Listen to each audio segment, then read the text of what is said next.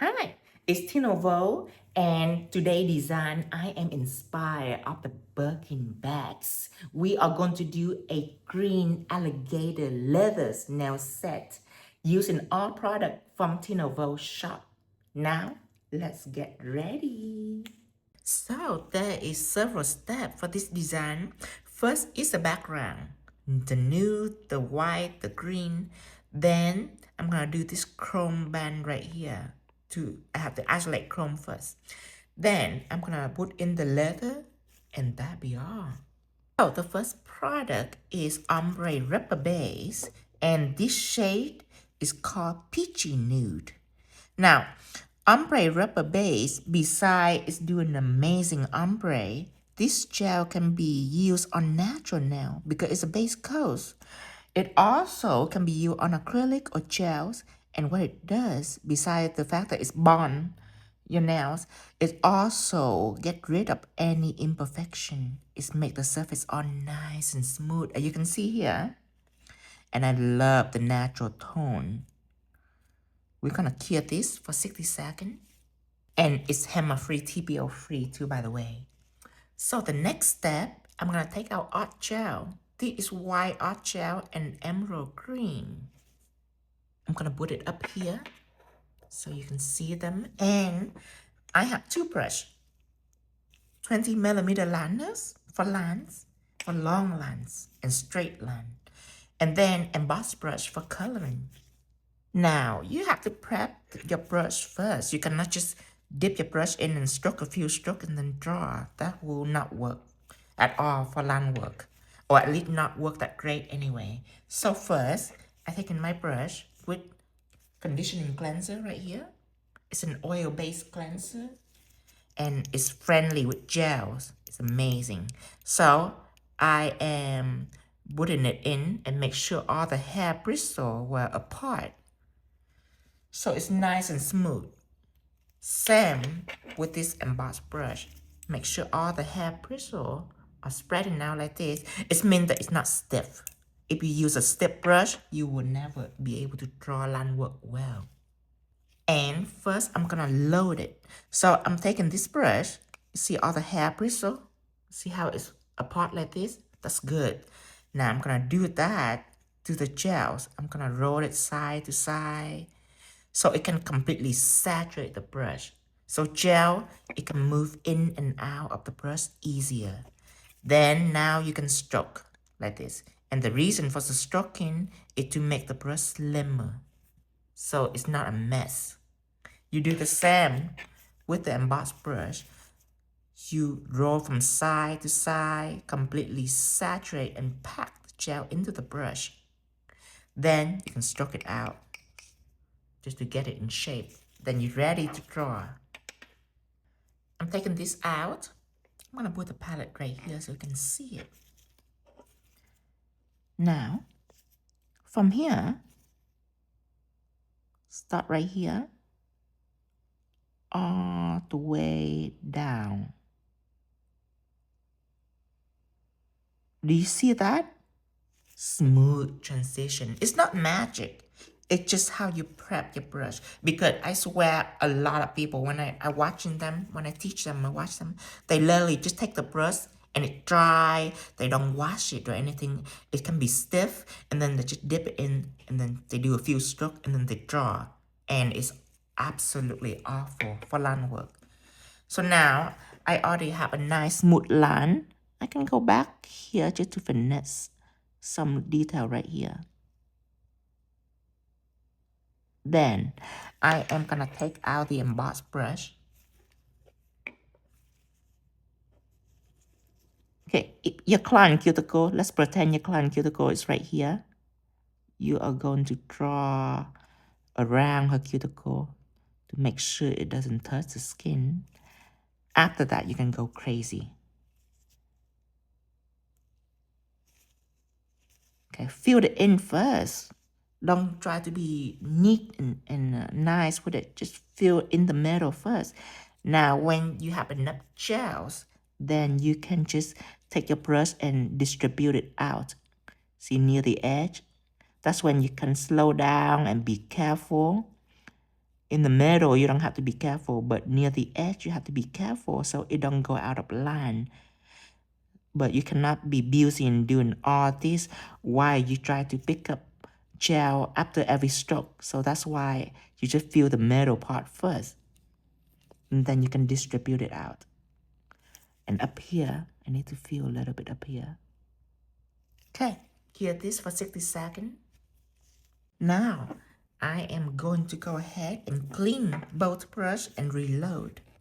And you notice that I done it very fast because most people, when they're inexperienced, they will keep stroking it over and over and over again, especially if they have like a little dust or if they have like some hair on it and they keep stroking and messing with it. Do not worry about it because know that art gel are built to be smooth. So it doesn't need your help. It will smooth out very quickly. Within like 2 seconds, it'll be all nice and smooth. Okay, so now we're gonna do the French tip part. Oh, and I like to take my 10mm out too. I'll show you. Okay, so I am gonna do a straight French tip this time. So let's make it nice and even. And then let's start about right here. All the way down.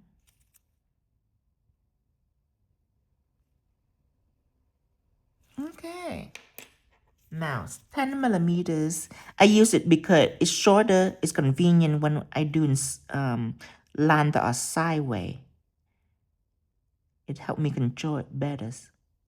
There. Make the line a little thicker so it's be easier for me to color. And then Emboss Brush. Remember, fill the middle really fast too, just because if you start out around the edge, it's gonna slow you down, of course. So you fill as much as possible. And then now you can finesse. So you can finesse the edge right here. There it is. And then go right across here and stroking it down to make it smooth. Just a little bit. Don't focus too much on the smoothness. See, it's gonna smooth out by itself. Go ahead and cure this. Now, everything is done for the background. Next step is Teflon matte. You are using this to isolate chrome. So when you apply chrome, it doesn't stick everywhere in the background. Apply 1 coat of Teflon matte. Look how smooth it is too. Cure this for 60 seconds. Next, I am gonna take our Metal Effect gel, and this is to do chrome design. Brush I'm using will be 10mm liners. So I am going to draw a frame for my belt or a gold band, but basically a color block all the way across from here. Okay. Up here, Metal Effect gel, you want to be thin. You don't want to draw it really thick. It's built for line work. And then, nice and neat, nice and slow, just like this. Okay, now, this is for line work, and sometimes I will take this and I will color it in, but what I am going to use will be jet black. Because sometimes when I use Metal Effect gel to color block, if I'm not careful, it's not as smooth as I want it to be. And if I want it to smooth, then I have to stroke nicely and be careful. So when it comes to filling, I'm just going to use jet black because jet black is a polish. Polish are easy. It just smooth out by itself because it's cell level. The reason why I don't use polish to make a frame because polish are unstable. Your line might not be crisp. It's not built for line work, but it's definitely built for polishing. See that? Nice and smooth. Cure this for 60 seconds. don't have to do all that. I just showing you that you can do one or the other. You can do use black metal effect gel or jet black. That'd be fun too. I just show you that just in case you want to reach for perfection, then you know the way. So let's take this nail out. You remember we already have Teflon mat over it. So chrome should not stick to this at all. Like magic. Then take out the fluffy. And you're gonna dust it off. Now I always like to take a clean shadow applicator and run over it. Just to make sure that all excess dust is gone. Completely gone. Now, you don't want to do this right here. You don't want to go ahead and do the leather and it's all 3D and embossed, and then you worry about sealing the gold. You don't want that. You want to seal the gold first, because whatever it is that you do after, it doesn't need top coat. So you want to protect that gold first. So I am using a coloring brush, and first I am going to use Teflon mat. Okay, and I am going to go, let me zoom in so you can see. I'm going to go right at the edge right here and seal this. And then I can just put on sanded top coat. If you wonder why I don't just apply top coat directly on the gold, because it's going to chip on you. Cure this for 60 seconds. And if you wonder why, lesson 107 on non-chip chrome design will give you a more of an understanding. And that lesson is in the playlist, How to Use Product. Lesson 107, how to make chrome design not chipping on you. So now I take out sanded and I just trace on the gold. Then my design will last forever. With the chrome, it will not chip on you. Here's it, 60 seconds. So after it's all nice and sealed, the next gel that you need will be green texture gel. If you don't have this gel, it will be impossible for you to do this design. For you to carve out leather, there is no substitution for this gel. This is a one-of-a-kind gel. So I'm gonna take this out. It's already sealed. Everything is sealed. Everything's matte, shine. Now, I am going to take this green texture gel and apply right on top of this. Just smoosh it right in the middle. You don't want to be coming back and pick up more gel. You just want to go ahead and apply all at once. Then you go back on the edge to make it neat. I'm going to use Emboss Brush for this. Of course, I do want to prep my brush a little bit, not just a dry brush.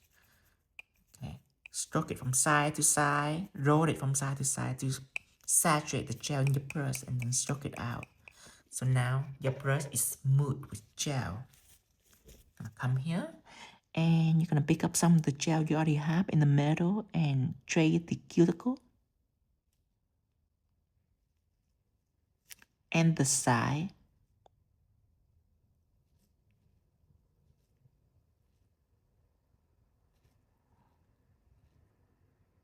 This gel is not a painting gel, so it's a little challenging, not challenging, but a little tricky to paint near the edge right here. Gotta do it in multiple strokes. Cause it's thick, it's a thick gel.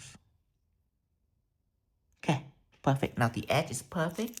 I'm gonna smooth everything out. I mean, not completely smooth. It's impossible to make it completely smooth. It's a gel for textures. I'm just gonna even everything out. That's a good way to say it. Make sure that it have a same thickness everywhere. Nowhere it's too thin, nowhere that are way too thick. Just kind of similar thickness. Okay, but don't try to make it like smooth. Okay, so this is what you have. This is what I have. Place it down. clean texture gel right here, and we are ready to carve this. And if you don't know how to draw a crocodile pattern, I'll show you quick. It's not like this. That's not crocodile, that's plaid. It's not like that. And it's not in between like this, because that is brick. That is a brick texture. It's not crocodile texture neither. A brick or a scale texture. But crocodile pattern is this. You start out with a square-ish. And then the next square don't have to be equal. It can be a little off like this. And then the next square could be a little off.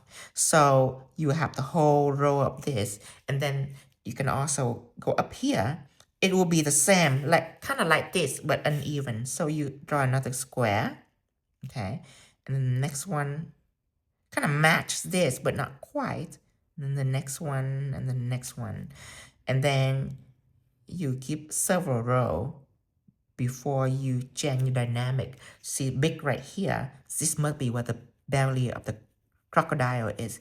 And then it's small throughout the side. If you want, you can Google a Birkin bag leather just to examine the pattern. And then you can switch. You can start out small like this.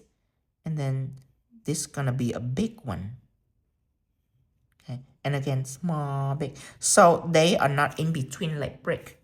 They sort of like this, but not perfect. So that is crocodile pattern.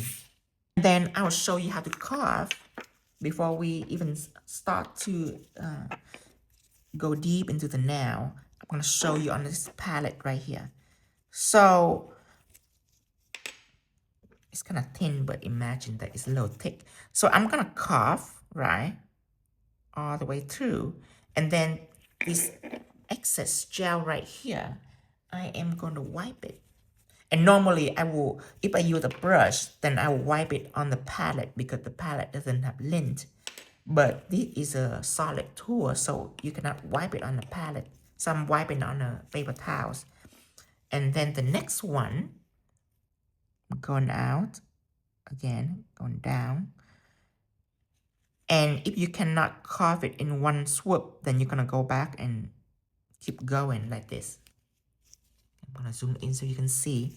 See, if I go in one swoop and I cannot cover it all, then I'm cleaning my brush and I go back. And the reason why is if your tool is collecting gels, then at some point it's gonna be full of gel and it could no longer carve. That's why you need to remove excess gel so you can start it again and you can have a more effective carve. But let's go up here, and if I were to carve and I go into this direction, I've been pushing gels into this line right here. So that's why sometimes from here I go back up and then I carve a few details just to make sure that all this gel that are flooded to my line will be gone. See, if I carve, I'll be pushing wet gel down to this previous line. So that's why I have to recarve some of this part right here. So I actually want to explain for you that because the nails are tiny, you're not gonna see well. So let's zoom out. Okay, let's get started. So I'm gonna start in the bottom. One carve. Just like this. I will do a few and then I will speed everything up. Okay, just like this. And then now, this other line, again, you carve. You don't have to go all the way. You can stop and clean your tool and then go back. See, you'll be pushing gel down here. The thicker the gel is, the more you have to understand that you're gonna recarve some of this part because you'll be pushing this gel around. The gel is not blend back together like gel polish or gel paint. So you don't have to worry about that. You don't have to try to like help the product. It would not gonna blend back together. That is the way it's made. So it's work for you in that aspect, but you're still gonna be pushing wet gel around. So some of this part you have to go back and recarve it. See, I've been pushing it down here. So I have to recarve this part. and then carving out. See that? And it will just stay like this. And it don't need top coat. So after you're done, your client can walk out the shop. You don't have to top coat these. It'll be sad to top coat this leather. So that's why I make this gel, because I love the look of leather, especially the crocodile look. I love it. It's give you like a handbags, the look of the handbags. Okay. See, when you push in gel to your previous line, you're gonna go back and you're gonna clean that line. Now, are you ready? I'm gonna speed everything up. And it's just the same move over and over, you guys. Just cough and then clean up excess gel with a paper towels, and then cough again and repeat that over and over and over until you're done with the entire nails. Okay, so we're done with these. I am going to take some brushes, oval brushes, and clean some of the boo-boo right here. You don't want to cure this. You want to make sure it's perfect.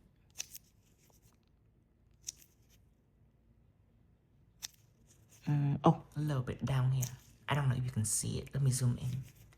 Just a little boo-boo. A little splash of gels.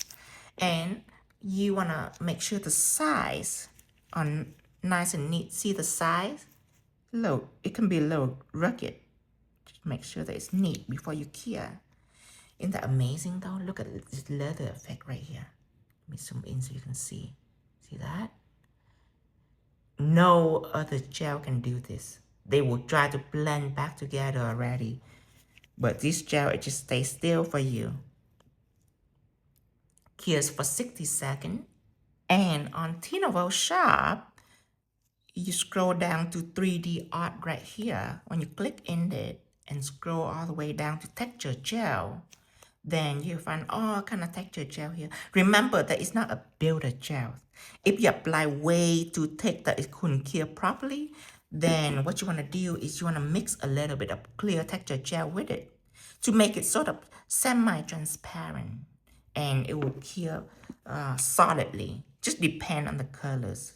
Like this blue, you need to add a little more clear texture gel if you want it to be thicker, way thicker.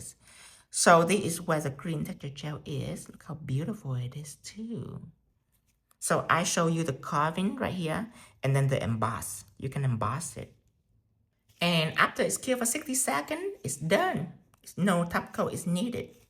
So that is our lesson today. And everything I use is at www.𝐻𝐻𝐿.shop. And don't forget to subscribe us on YouTube at 𝐻𝐻𝐿. And until next time, bye-bye.